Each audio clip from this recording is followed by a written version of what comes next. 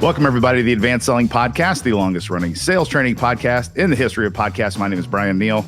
My name is Bill Caskey. Just admiring our YouTube look here. We have a beautiful setup. Thank you to Bill for setting this up. We look like we really know what we're doing here after 17 and a half years. Well, the other frame had us in a little tiny frame. We had a lot of blue space, and I thought it would be nice to expand us. Just let us be who we are in this frame. If you know what I mean. I'm a fan. I'm a fan. And just a banner, too. I just think the whole thing looks really cool. Hey, if you've not joined the Insider, by all means, what are you waiting for? That is a group that meets the first Friday of every month, live coaching session with my friend Bill. Mm-hmm. And do you have a topic yet for March? Well, coming up on March, a little early on March, although there is a topic out there, but you are going to hear something. We're going to be releasing a new product for those people who are interested in that. But I can't tell you about it now. It'll be next session. We'll have it ready. And I think it would be interesting for people. And even if you don't want to join Insider, you should get the product, and it might help you have a great year, which I know is our topic today. Yeah. Hey, before we begin, I had a situation. I want to know how you would have handled it. Okay. I was at my gym the other day. It was Saturday morning and 9 o'clock, and I'm kind of moving through the weights. And I hear somebody say, "Hey, Caskey." And I look up, and at first I didn't recognize him. Then I recognized him as somebody who I went to college with. And I've seen him, here and there over the 30, 40 years. And his name is Mike. I won't say his last name. He's probably a listener, probably not a listener. Could be. Anyway, so he comes up to me. We shake hands. Yeah. And we're talking face to face, 3-4 feet apart, just talking. He's talking about he gained some weight and he wanted to try to lose it. I talked about how I'm losing strength and I want to gain it back, and kind of had that 1 minute of nothingness, but just cordial. And then I start talking about something else. I can't remember what it was. And I'm talking to him, I'm looking at him, and it's like he's had a stroke or something. I mean, he's just looking at me as if I'm dead. I mean, no. He didn't have a stroke. Okay. And so, and I'm looking at him. I'm thinking, well, am I saying something wrong? Because I was just babbling about something. Well, what happened was I don't have any vision in my left eye. My peripheral is really bad over there. Yeah. What he had done is he was done with the conversation, had come around to shake hands with me, as if to say, we are through with this. Yeah. But I didn't see him because it was outside my peripheral vision. So I continued to talk. And what I didn't realize is that universal sign of the farewell shake means the conversation is over. We're done. Yes. Yeah. Understand totally. It would have been impossible for him to pull the hand back and continue it, because that would have been a shame. I guess that would have created shame for him. Oh, geez. And then I thought, should I have said something like, oh, I guess we're done. Sorry. Yeah. I didn't realize that. Oh, and he just walked away? Yeah. I shook hands. Then I saw his hand, and it was the farewell shake. And I said, hey, see you later. Sorry, I kept you there a little bit. This is my bad. I overtalked the handshake. It's like a Seinfeld episode. You overtalk the handshake, Jerry. Don't overtalk the handshake. True. When the handshake comes, it's over. Conversation's over. Yeah. You got 5 seconds to bid farewell and move out.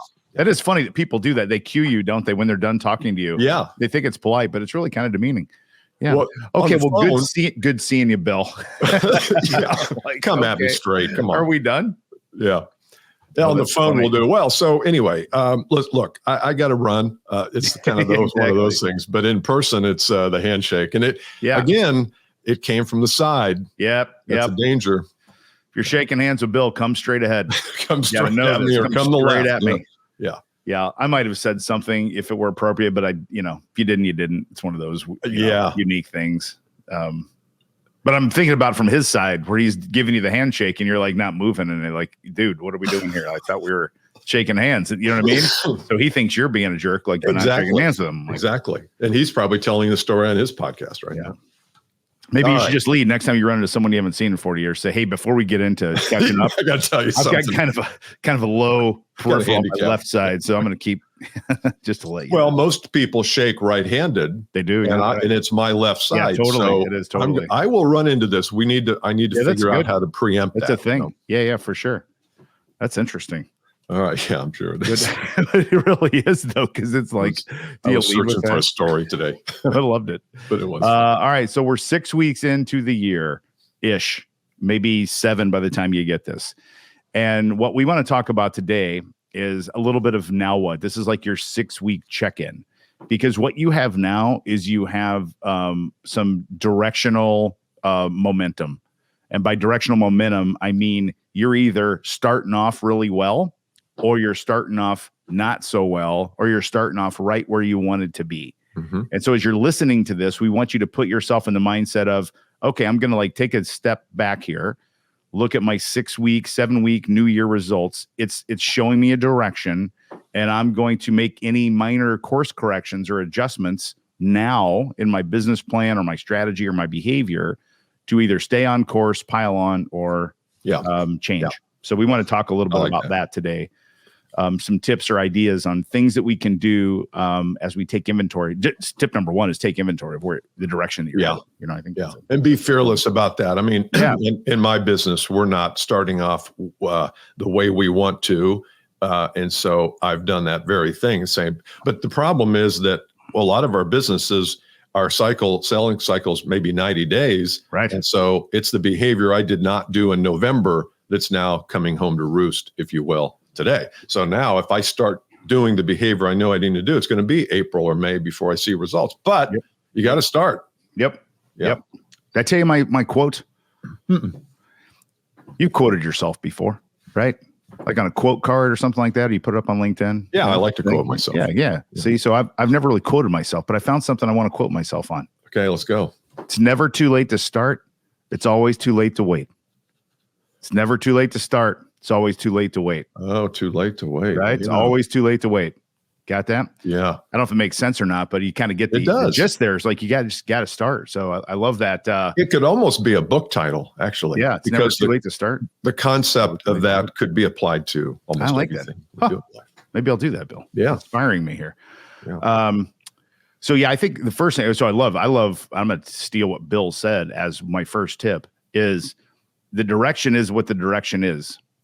And I think what happens sometimes is people get into this 6-week time period, and they have either started really well or started not so hot. Mm-hmm. And they actually just project forward and go, well, yeah, but I'm good. Or, well, yeah, but it'll come back around. Mm-hmm. And it's almost like there's no sense of urgency around either side of that. So starting well make me relax. I go, okay, I'm good. I'm out of the gates. Good. So I can kind of chill here a little bit, even early in the year. Or if I start out of the gates, bad, I'm thinking, oh my gosh, the year's over, and it's not either way. It's just, we've got to look at that and say, just own what it is. You know what I mean? I think there's a little excuse making too here. It's like, well, I did this, right? And I'm like, that's just, you can't undo it. So owning it is the first step. I totally agree. I think that, I had a quote that I said the other day. You might think somebody else said it, but it was me. I love it. An object in motion tends to stay in motion, and an object at rest tends to stay at rest. I said that a few years ago. Bill Caskey. B. Caskey said that.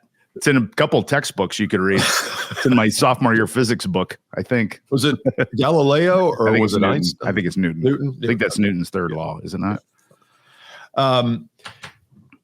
And I think that's the case too, is that sometimes and you said the word sense of urgency. I know for me, I have a 90-day sense of urgency right now, because if I don't get things straightened out, June and July are going to suck. So I think if you do have this feeling like you're not where you need to be, you've got to get back into it and say, look, for the next 90 days, I'm going to do this, and I'm going to stop doing that, and I'm going to really get after it. That's good. That's for sure a thing. The next thing I would tell you, I want to go down the path, because I've had a couple of clients that actually started off really, really well. Mm-hmm. And they did. We ran, and we talked about this in the podcast about setting appointments for January back in November, December, and a couple of clients that did that really well. 2 of them had record Januaries, and these are old companies. So I'm like, so they're endorsing the fact that what they did. Now, January is just it's 1/12 of the year. Mm-hmm. And so I think the trick now is, if you energy breeds energy. Like, I think, and if you correct that or roll into that good energy, you'll get it back to yourself. So there's no better time to go prospect or take what you might perceive as sales risk when things are going really, really well. Yeah. You have stories to tell. You have things to relate to, projects to relate to that are new, that have closed, and contracts you've done. That's time to do it. It is. So if you're starting really well, one of my pieces of advice here is you triple down. Don't double down, Bill. Triple down. Right? Go all in. And these perceived risks are things like you may have. Maybe you've got a couple of big enterprise type prospects that you've been like thinking about, and you take action on those or move toward those, or you make calls that you would have made before, things like that. And just, you don't get cocky with it, but you do get confident with it. And I think that's an important thing to do. Exactly. That's, I mean, how many times have we been through we need the business, and that's the worst time to prospect and to go out and try to develop new relationships when you need them. Yes. When you don't need them, you're busy. You are. And so it's easy to say, oh, yeah, I can do that. This is a good time to prospect, Bill and Bryan. But exactly. I'm busy. I've got 4 hours of TV to watch tonight. And I got to watch the Travis Kelce, Taylor Swift wedding. And I got to do all that. And really, this is the time to say, oh, no, this is my season for confidence. It's a season for confidence, not a season for lack and scarcity. I love it. Yeah, so I like that. I think that's and what do you think about this though? If I'm going to go all in for the next 90 days and I'm going to surge, I'm going to create this sense of urgency, and I'm going to be doing these things daily, not in a chaotic, reckless fashion, but just in an intentional, look, we're going to ratchet up our behavior. Can you keep that up all year? Or is it something that we should say, you can't do that. You can't do this surge all the time because you burn yourself out? Or am I not looking at it right? That sounds right to me. I mean, I'm thinking of anything else where you can surge and maintain anything. So do any physical fitness thing, hit or running or sprinting. No one can maintain a pace past a certain point. Even the best ultra marathoners still have to pull back. Their body does take rest. Yeah. In yoga, you take rest. It's my favorite pose. Vasishnatha or whatever, the one where you just lay there on the ground. What is that pose called? Vasishnatha? It's my yoga people. Shout out here. It's the pose where you literally just lay there on the ground. It's a pose. I'm like, I can do this. This is good exercise. I want you to find out what that I will find out what that is before our next podcast. It'll be interesting to see one of our listeners who is yoga people, because the yoga people know what I'm talking about. Yeah. Take rest. Something sauna, isn't it? This not. I don't know. Anyway, here we are. We're throwing out the yoga terms. We're going to work it out here. Then you think about race cars. So we live in Indianapolis, the Indianapolis 500. They don't go all out the whole race. They save fuel. They shift down. They use two weight jackers in their car to move the weight around so that they peak at the right time. Yeah. Right? So that's the question then is between the season of urgency where you are all in going full speed ahead and the season of rest, it's not total sleep. It's just cutting back. And the needle you have to thread there is, well, what does relaxation mean? Because it doesn't mean a 3-month vacation. It might mean I'm just not going to be doing this, but I am going to be doing that. Yes. Yeah, that's what bumps for me is the like I had a mentor coach guy. He talked about this. He said I probably said this on the podcast in the past, but one of his little things was if you're prospecting someone new and you're trying to grow and find your way in, one of the best first steps of that is to get one little deal done. Just one little deal. It starts to get momentum with the customer. And he used to jokingly say, just get your account set up in their accounts payable system and exchange some money. I've said that before. So I like back to Newton's third law. I think it's Newton's third law, isn't it? Get a little momentum, just that you don't have to freaking. He takes credit for it. I don't think it was. I hope I'm getting it right too, because I'm going to catch hell for that. So what was to get some little momentum going? Yeah. So take a small project. If your deals, or if you're down a little bit, get some little wins. I think sometimes we think like, oh, we got to get, we're down $50,000. We got to replace all 50 today. Yeah. Like, no, you don't. Get 1,500 at a time. Just get momentum, because then the 1,500s turn into threes turns into 5s and 7s. That's how you make up get to the $50,000 gap or whatever the number. That's another topic though, that would be good for our next broadcast. And that is the idea of starting small and building versus trying to go all in. And what is the strategy if you're going to start small? And start small might mean a person buys a little bit of something from you, or it might mean that you have an offer for a thing that is a $1,500 thing, not a $500,000 thing. And that you get to, I think that's a fascinating conversation. I love it. Yeah. Even the numbers, I think of like in our world, if we're going to launch a new program, instead of launching it to the world and trying to get 1,000 members or whatever, I hand pick 4 people to start and launch with. And like, you're my OG, you're the group. And then that just 4 turns to 6, 6 turns to 8, 8 turns to 12, and the way it goes. Yeah. But what you're getting momentum. You're chipping away at the gap. I think that's a really important thing. And you're building your own internal stuff up. You're like, okay, I'm feeling good.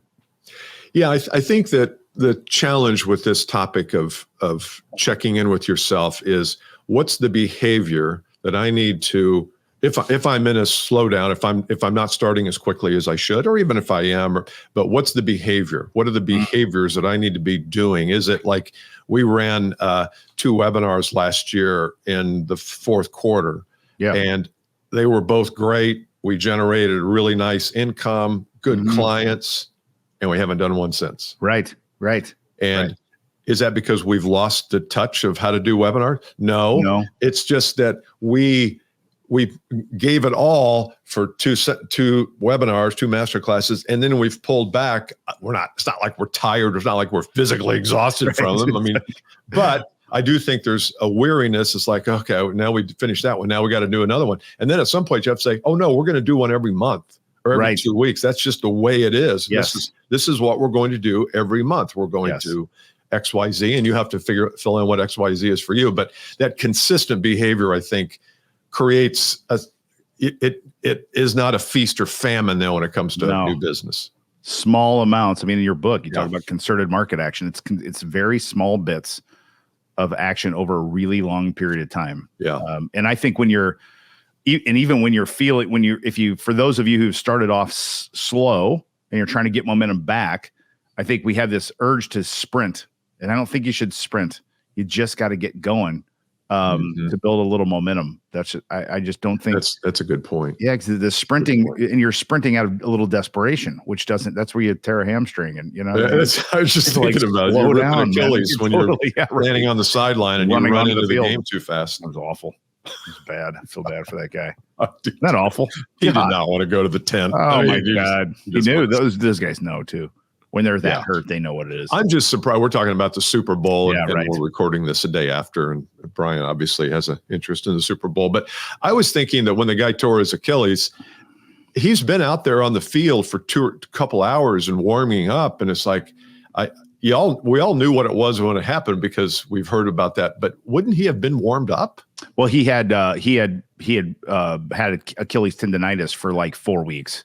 Oh, so he had been hurt and on the injury report for that. Okay. And I don't know if he might have missed a game for it. So once that gets going, that's a hard one you kind of just have to rest it. Yeah. From what I know. Yeah. So they're not resting in the Super Bowl. No one's resting. All right. Good topic today. So, if you're in a place where you don't want to be, you want to be at a higher place revenue wise, just start to look at the behavior, start to look at being more consistent, and don't be afraid, like Bryan said, of checking in and just saying, where am I? Yeah.